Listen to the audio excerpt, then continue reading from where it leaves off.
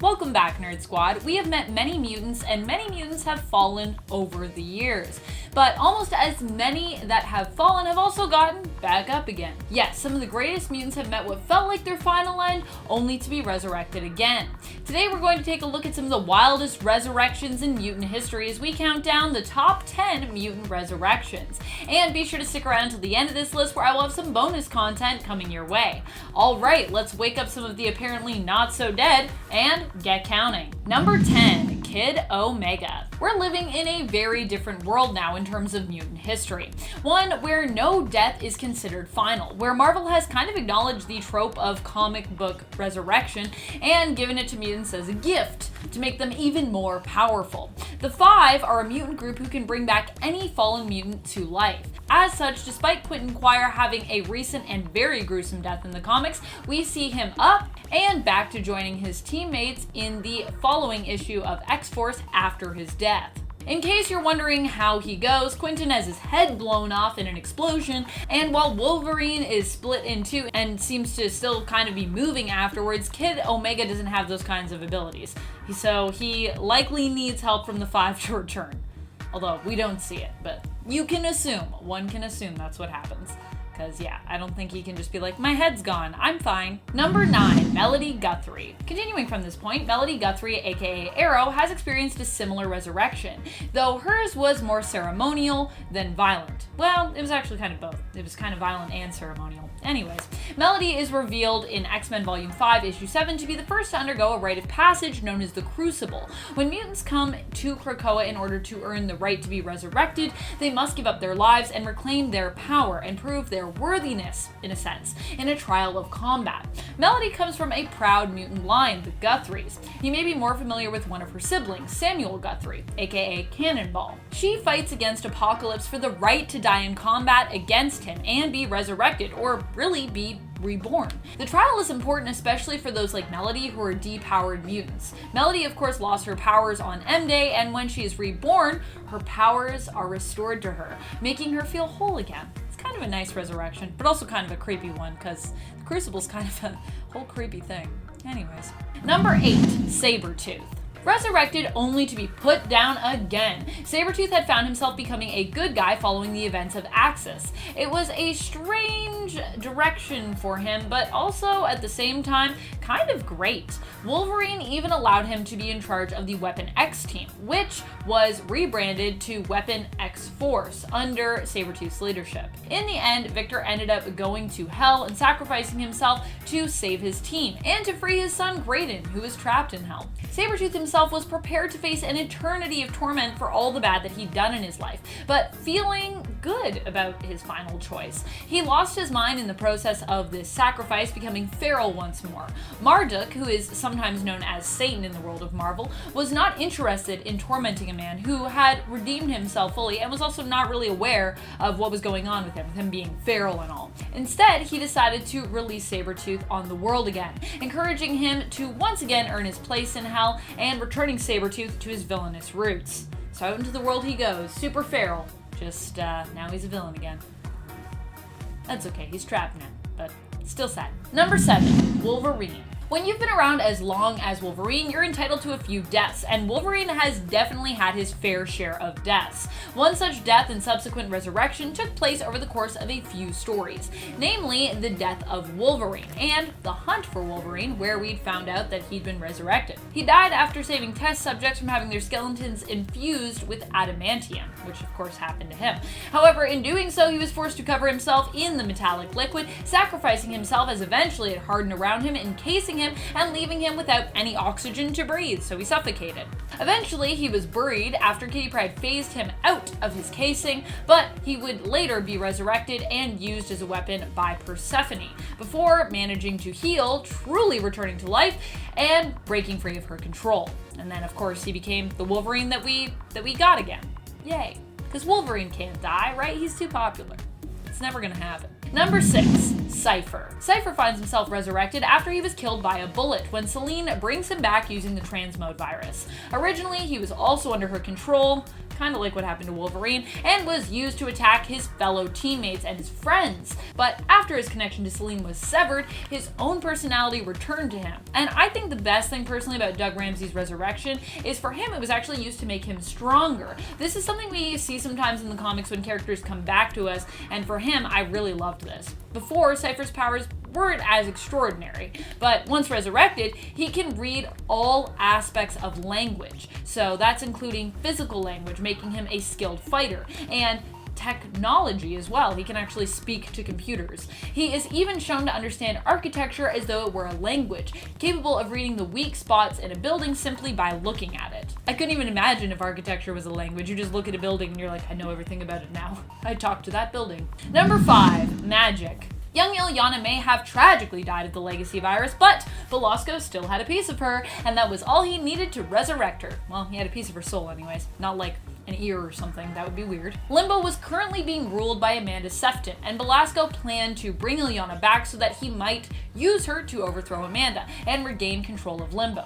He used a bloodstone that contained a potion of magic soul in order to bring her back, but only had enough of her soul to bring her back in her Darkchild form. Now, this version of Illyana unfortunately lacked a soul of its own, making it pretty useless to Belasco, actually. Eventually, she would join back up with the X-Men, get her soul sword back, and control of Limbo back, and through the destruction of a bloodstone, regain her soul. Woohoo! But it would be a bit of a journey. Still, I like her Darkchild form with her horns and such. Pretty good. Number 4, Cyclops. Maybe one of the oddest resurrection to date. Time to get timey-wimey. Cyclops died during the Death of X event, poisoned by Terrigen mists. Wow, what a way to go. But after he died, he became a symbol, and even in death was inspiring in a way, leading mutants from beyond the grave. And then he randomly showed up at the end of Extermination. It turns out that he was actually resurrected through a plot of Cable's. Now, Cable had a scientist that Cyclops had saved, and he made him make a pill-sized device that could basically channel or redirect the power of the Phoenix Force. Cable then implanted this device inside Cyclops' heart moments after his death, and later in Phoenix Resurrection, when Cyclops is momentarily resurrected by the Phoenix Force in an attempt for it to try and seduce Jean to return to it, the Force becomes channeled through the device in Cyclops' heart, resurrecting him. So yeah, Cable managed to make this resurrection happen through some pretty crazy planning, science, and time travel. Pretty elaborate plan there, bud. Number 3, Jean Grey. I mean, how many times has Jean come back? She has to be one of the most resurrected X-Men on the team. However, not all of her resurrections can actually be considered real, as some were kind of explained away as basically being fake, like she was never dead. One of the most lackluster or weirdest ones actually has to be when she was killed by a Sentinel, and then only remained dead for like 1 or 2 issues before she returned. We don't really talk about that one a lot, but it happened. And one of the most meaningful had to be when Magneto killed her by shooting an electromagnetic pulse through her that was so powerful it gave her a massive stroke. Now, in the end, Wolverine of course snicked her to spare her from some of the intense pain that she was feeling. And although we'd have young Jean, older Jean would remain dead for over 10 years in the comics, only recently returning to the Marvelverse in the 2018 miniseries Phoenix Resurrection. The Phoenix brought her back once more, but Jean demanded that enough was enough and it had caused enough trouble, and now it should leave her alone for good. And it acquiesced, for the time being. You know how that Phoenix Force is. It's always gonna come back. It's a love story between those two, Phoenix Force and Jean Grey. Number 2, Professor Charles Xavier. After Charles died at Cyclops' Phoenix Force infused hands, or optic blasts, we thought that was it for him. He was mourned by many and it seemed like he'd be gone forever. But then Red Skull got a hold of Xavier's brain and we wished he'd been permanently gone. As with Xavier's brain, Red Skull gained his powerful psionic abilities. Fortunately, the X-Men managed to deal with this problem and burned up Xavier's brain once they got their hands back on it, preventing anyone from using his powers again, and completely preventing any kind of resurrection for Charles. Or so we thought. It turned out that Despite his body and his brain being gone, his psychic essence still remained in the astral plane. And when the X-Men went to fight the Shadow King, they actually picked up on this. In the end, he saw a temporary return as X through using Phantom X's body before he gained his own body again and returned more permanently later, wiping the knowledge of his resurrection from everyone except Psylocke, who he tasked with keeping him honest. Good luck, Psylocke. Also, in case you're wondering, if you're reading the new Dawn of X stuff, you're wondering why he's young, that's why he's young. Number 1, Nightcrawler. Never mind self-sacrificing in death, how about self-sacrificing in resurrection? Yeah, that's what Kurt's gonna do. When Kurt died sacrificing himself to protect Hope, he ended up in what appeared to be heaven in the afterlife. But despite making it to heaven, Kurt found it hard to relax, always remaining concerned for his friends, feeling like there was something more that he actually needed to be doing. When Azazel tried to use him as a gateway to get to heaven, Kurt ended up having a portal created between Jean Grey's School of Higher Learning and heaven so that the X-Men could join him in the fight and help him to defend heaven. In the end, Kurt used his connection to Azazel to bring himself back to life and to protect heaven by keeping it out of Azazel's reach. Wow. He sacrificed being in heaven just to protect it for everybody else who was there. Whew, that's some nice stuff. Thank you so much for watching, Nerd Squad. I hope you had fun revisiting some of the shocking, and maybe in some other cases, not so shocking, but weird resurrection moments when mutants were brought back to life. What have been some of your favorite mutant resurrections?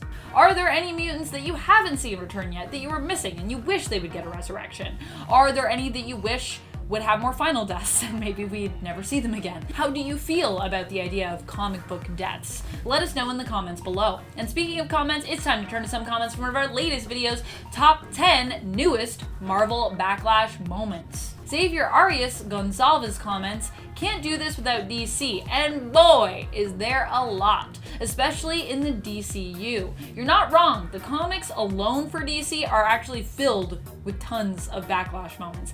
And when it comes to the DCEU, it's been a ride. There's been a lot of good and a lot of bad, in my opinion. I think that's definitely a list that we need to delve into, so hopefully we'll get to do that. Matt Leaks asks, "They name the characters Snowflake and Safe Space? I've never seen those terms used in a positive manner." Well, you're not wrong, Matt. They aren't usually used positively at all. The whole idea, I think, was that the new warriors who wore those names were reclaiming those terms, but with the lack of consideration that went into the creation of these characters, it doesn't seem like Marvel's idea translated as well as they'd hoped. I like the idea of new warriors as an updated group, and I like the idea of reclaiming things, but I mean, why internet gas? And why these names? It just feels kind of like abject pandering, to be honest. And that's all the time we have for comments today. Be sure to comment below to have your thoughts and feels featured in a future list. This has been Top 10 Nerd, and I'm your host, Amanda McKnight, reminding you to stay nerdy, YouTube.